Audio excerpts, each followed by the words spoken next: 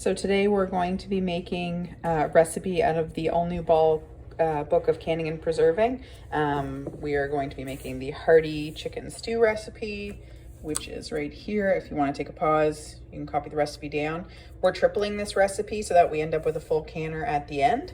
We've just chopped all of our veggies, our potato, our onion and mushroom. We've done peas and corn as well as carrots. We are subbing out the celery for corn in the recipe because I don't like celery in my chicken soup. And we have our chicken already. We threw in the mushrooms and the onions into our big large stock pot and sauteed them in some butter for about 3 to 4 minutes until it's getting soft and kind of brown.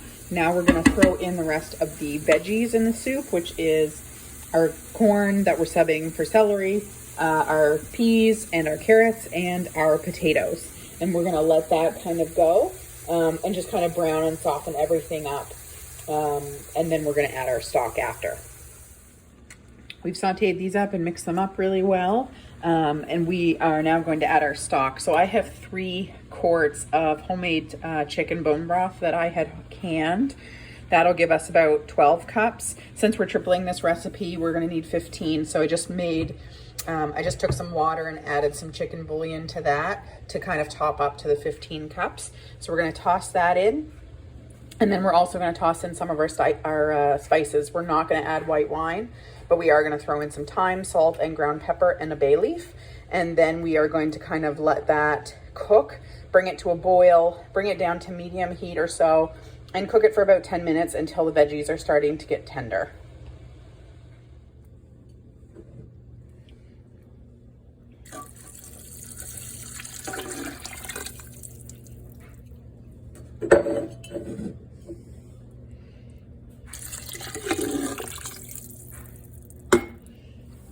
We're setting up our Tfal 22 quart pressure canner.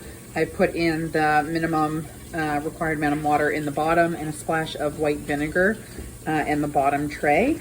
Every time you set up your canner, you should also be checking your lid just to make sure that there's nothing clogged. Check around the gasket to make sure there's no damages, anything like that.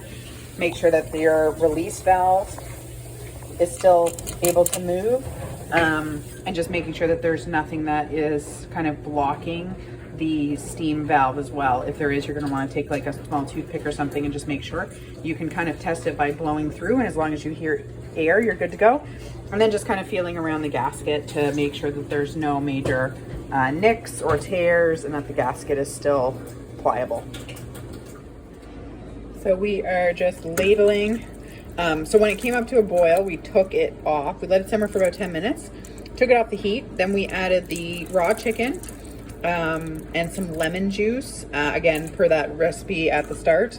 Now we're just ladling the hot liquid into our sterilized pint jars. We're gonna do pints. So I'm just putting in a couple of good scoops of like what is kind of the contents, the veggies and the chicken, and then topping up to 1 inch of headspace with broth, and then we're debubbling as we go.